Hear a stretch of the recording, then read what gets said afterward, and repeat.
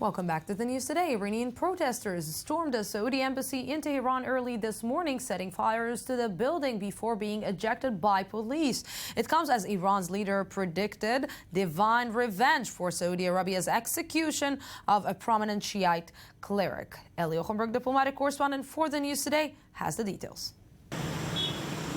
The rivalry between the two major powers of the Middle East, Shiite Iran and Sunni Saudi Arabia, has always been volatile, but the situation appears to be reaching a breaking point, threatening to further inflame sectarian violence throughout the region. Iran's supreme leader Ayatollah Ali Khamenei warned Sunday that Saudi Arabia will face, quote, divine vengeance over this weekend's execution of prominent Shiite Saudi cleric Sheikh Nimr al-Nimr. The Saudi government's decision makers should not underestimate that this blood will trouble them. It will torment them. On Saturday, Riyadh executed 47 people it considered to be terrorists, including al-Nimr. The execution was done according to the Sharia law issued against each one of them. The security forces in the kingdom will never hesitate to follow and pursue all who commit such terrorist acts, or even join these groups or support them in any way. It marked the highest number of executions in one day in Saudi Arabia since the 1980 killing of 63 jihadist rebels who had seized Mecca's Grand Mosque a year earlier. Following the mass execution, Shia Muslims took to the streets throughout the world in protest, from Bahrain to Pakistan, England, and Lebanon, and of course in Saudi Arabia itself. In Tehran, Iranian demonstrators stormed the Saudi embassy, smashing furniture and setting fire to the building before being evicted by police. My personal reaction, I am disgusted, I am outraged. It is an abomination that a human rights defender in this day and age of human rights can be executed for a crime no other than freedom of expression.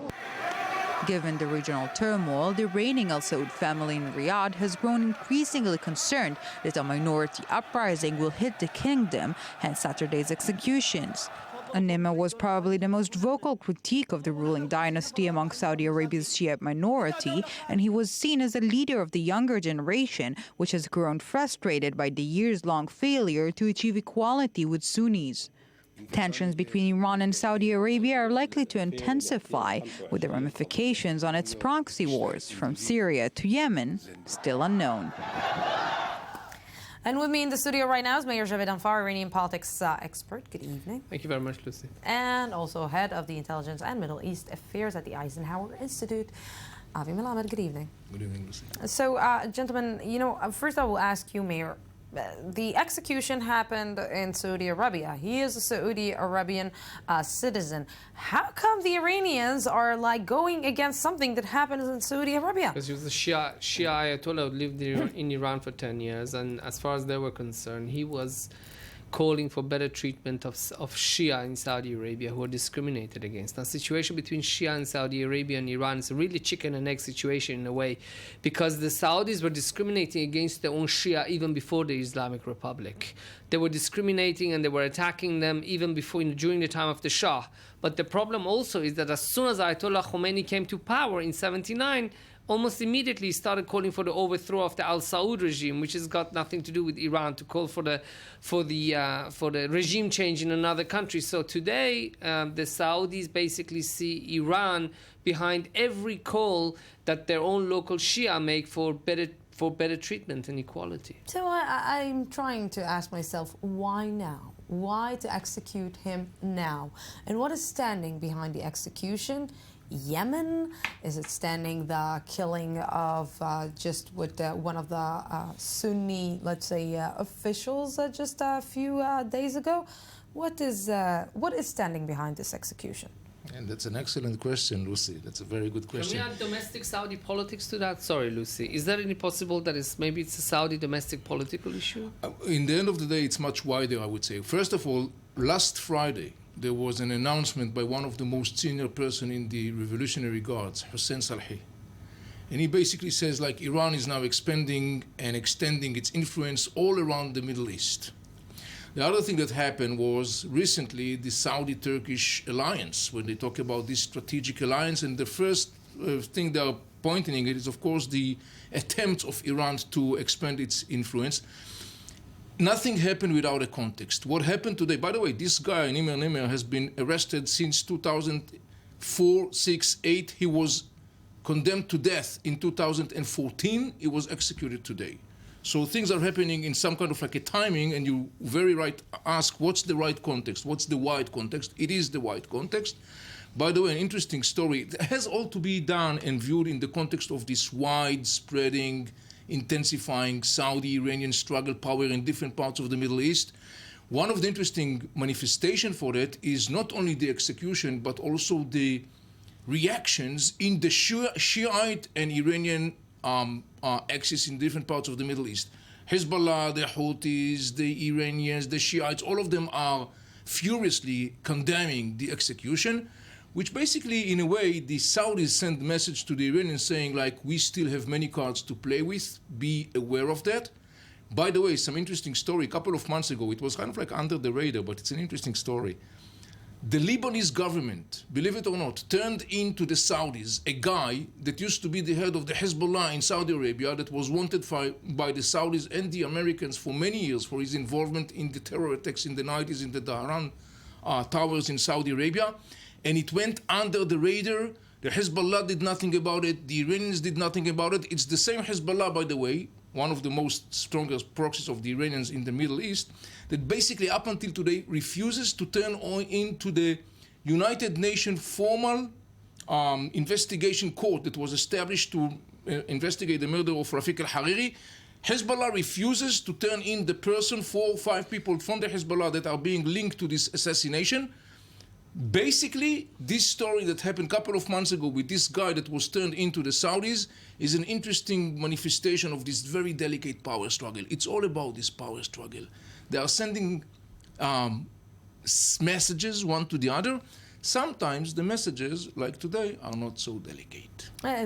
Definitely not so delicate, but we see here a battle of accusing one another by violating human rights. Saudi Arabia is accusing Iran of violating human rights, and Iran is accusing Saudi Arabia of violating human rights, when both of the countries are not so innocent in this specific thing. Look, I think, I don't know about Saudi domestic politics. I don't know how this plays to the Saudi regime trying to, by such acts of killing Ayatollah al-Nimr, trying to get more legitimacy from the Saudi Wahhabis. I don't know. Avi is the expert on that.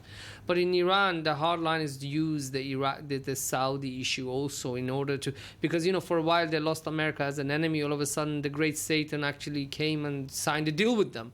So this is also a domestic political issue in Iran, where we had Ayatollah Rafsanjani and Mr. Rouhani have always tried to calm the situation with the Saudis. They're being dragged along by the hardliners who have been basically threatening the Saudis since the nuclear agreement and even before that. So this is also very much a domestic political issue. It's important for the regime to have a new, I mean, they always had the Saudis as an enemy, but to basically use them now to justify their hostile position in the region. And Mr. Rouhani, you know, with the parliamentary elections coming up in Iran, doesn't have much of a choice. He can't go against the hardliners on this because they'll use it to beat him up. But this, again, doesn't bode well for those in Iran who want to calm the situation, to bring in the investors, because, you know, Saudi Arabia also has lobbyists in Washington, and they're going to be lobbying against Iran as well as other lobbies. You know, if we're talking about lobbying in Washington, until when they can just continue pulling this, let's say, specific strategy against Iran? Until when Saudi Arabia can continue playing this game against Iran? Well, this is a very interesting aspect. One of the big questions is what will be the American administration reaction to that execution and to this event. My guess is that the American administration will be very much busy with Christmas events and won't pay attention to that, to put it in a delicate way.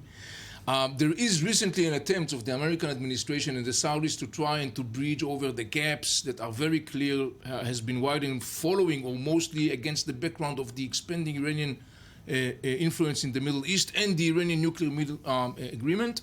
It will be very interesting to see what will be the reaction of the American administration. I will follow that. I will also suggest that we should follow what will happen in Bahrain to see if something will come up of there. I think that the Saudis will take care of what they have in the Qutaif area in East Saudi Arabia. I don't think that in Lebanon something tremendously is going to happen. The Hezbollah is aware of the limits of the game. I would see it yet as another link in this ongoing battle and struggle of power between the two states. One point, if America wants to condemn Iran for human rights abuses, whatever Sheikh Nir Ayatollah al-Nimr has done, let's not forget that he was condemned in a Saudi court, which doesn't exactly have a reputation for being fair. So if we want to judge Iran on human rights and condemn them, we should also condemn whatever they did to Ayatollah al-Nimr, because the courts that judged him and then chopped his head off, you know, they have a very, very shady background. Yeah, definitely. Talking about human rights. None of these states won, you know, the title of the big human rights defenders. So if you want to condemn them, we got to be even in both when they are executing people and with very shady procedures. Welcome to the Middle East. Mayor Jaffa Port, thank you very much for now for this, but you asked us to look at the geopolitical situation and everything is connected to everything. Let's go to